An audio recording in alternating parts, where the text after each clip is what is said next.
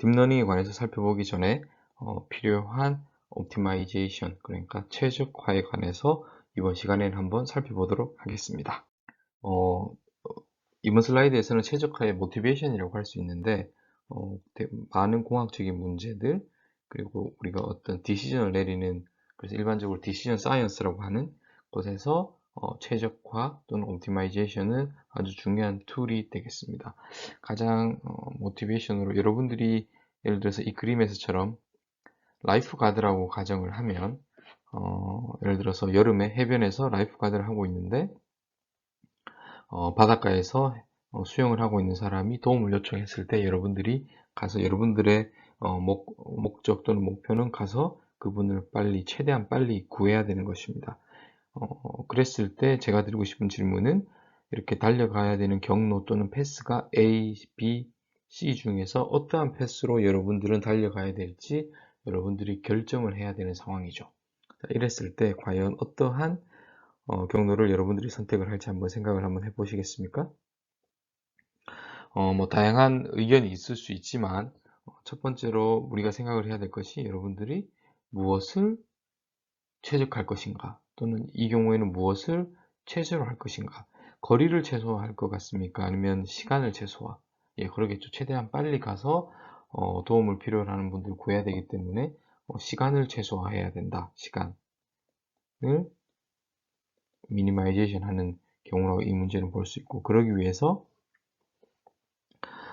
ABC 중에서, 근데 ABC를 예를 들어서 여기를 원점으로 하는 여기까지의 거리를 x로 두었다고 하겠습니다. 그래서 x가 정해지면 x를 지나가야 되기 때문에 어떻게 보면 이쪽 모래와 바다의 경계가 되는 이 x의 거리가 주어지면 이 거리가 주어질 테고, 그럼 이 거리는 여기서 여기까지의 그 시간은 이 거리에다가 이 라이프 가드 또는 여러분이 모래 위에서 달릴 수 있는 최대의 속도겠죠? 그래서 거리에다 속도를 나누면 시간이 나올 테고, 그걸 T1이라고 하겠습니다. 그리고 여기에서 여기까지니까 이거는 이 거리에 여러분들이 최대한 물에서 바다에서 할 수 있는 수영의 속도가 있겠죠? 그 시간을 T2라고 해서 여기를 T1 플러스 T2를 최소로 하는, 하지만 이 경우에는 이 X가 정해지면 모래에서 여러분이 최대로 달릴 수 있는 속도와 수영을 할 때 최대의 속도는 정해져 있기 때문에 이 거리가 주어지고, 이 거리는 x의 함수가 되겠습니다. 그래서 x 최소 여러분들이 솔루션을 찾아야 되는 것을 미지수 또는 언넌이라고 할 테고, 그 언넌에 따라서 여러분들이 구하고 싶어하는, 계산하고 싶어하는 시간이 함수의 형태로 나타날 것입니다. 그리고 또 다른, 예를 들어 여기 어떤 장애물이 있다고 하겠습니다. 그러면 x는 모든 값을 다 가질 수가 있는 것이 아니라 이 장애물이 없는 범위에서만 x 값을 가질 수 있기 때문에 x가 어떠한 경우에는 constraint가 있을 수 있는 거죠. 없을 수도 있고. 예, 그래서 제약 조건이 있을 수 있다. 이 문제에서는 x를 연속적으로 하지 않고 디스크리트하게 해서 설명을 위해서 A, B, C라는 세 가지 경우가 있지만 그래서 이 경우에 여러분들이 예를 들어서 최단 거리를 한다면 A를 해야 할 것이고, 절대적으로 여러분들이 수영을 못하면, 라이프가 되니까 수영을 어느 정도 하겠지만, 그랬을 경우에는 이 거리를 최소한, 좀 극단적인 케이스죠. 그럴 때는 B가 맞을 것 같고, 그 중간에 어느 정도 모래 위에서 뛰는 것과 물속에서 수영을, 그러면 어느 정도 C가 그 두 개를 고려한 그 정도. 여기서 정답을 찾으려고 하는 것은 아니고 옵티마이제이션한 걸 설명하기 위한 좋은 예시라고 생각을 해서 제가 가지고 와서 여러분들과 한번 나눠봤습니다. 그러면 이번 슬라이드에서는 전 슬라이드에서 나중 그 수영 라이프가드의 예를 가지고 여러분들이 옵티마이제이션한 것을 좀 더 구체적으로 한번 살펴보겠습니다.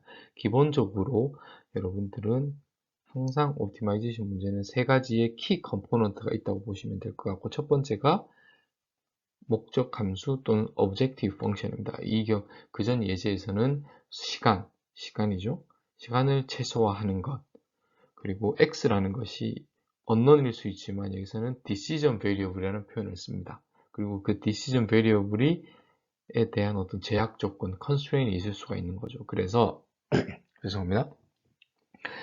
오브젝티브 펑션과 디시전 베리어블 컨스트레인이 옵티마이제이션 문제를 구성하는 세 가지 기본 요소다라는 것을 아시면 될 것 같고, 최적화의 문제를 풀면 있어서 그 절차가 있는데, 첫 번째로 보시면 주어진 문제에 오브젝티브 펑션과 베리어블과 컨스트레인이 뭔지를 아이덴티파이 하는 과정이 첫 번째입니다. 그러겠죠?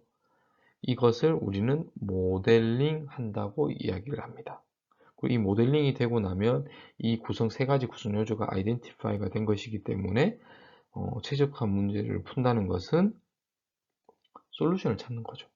자, 그래서 첫 번째 스텝 모델링을 하는 것이고, 그 모델링은 세 가지 키 컴포넌트가 무엇인지를 아이덴티파이 하는 것과 같고, 두 번째 과정은 그렇게 포뮬레이션 된 옵티마이제이션 문제에 대한 옵티멀한 해를 찾는 과정이라고 보시면 될 것 같습니다. 이번 슬라이드에서는 좀 더 수학적인로 표현을 해보겠습니다. 그래서 mathematical한 expression은 이렇게, 그래서 보시면 아시겠지만 x라는 것이 unknown 또는 decision variable이라는 표현을 썼죠. 그 x의 함수로 f of x, 그래서 이것은 다양한 경우가 있겠지만 closed form으로 표현되었다고 가정을 하죠. 표현될 수 없는 경우도 많이 있겠지만 표현이 되었을 때 그것을 최소로 하는 x를 찾는 문제로 표현을 했습니다. 그리고 x라는 것이 constraint이 있을 수 있기 때문에 그것을 subject to라는 그래서 보통 s.t로 표현을 쓰고 있습니다. 그래서 그 x라는 것이 g of i로 제약 조건에 있을 텐데, 특이한 점은 이런 형태의 부등호라는 거, 그리고 이건 하나가 아니라 여러 개가 있을 수 있겠죠. 그래서 부등호의 형태로 이것을 우리는 우리라면 표준화된 꼴이라고 표현을 하겠습니다. 어떤 모양인 프레임인 거죠. 그래서 우리 지금 스탠다드한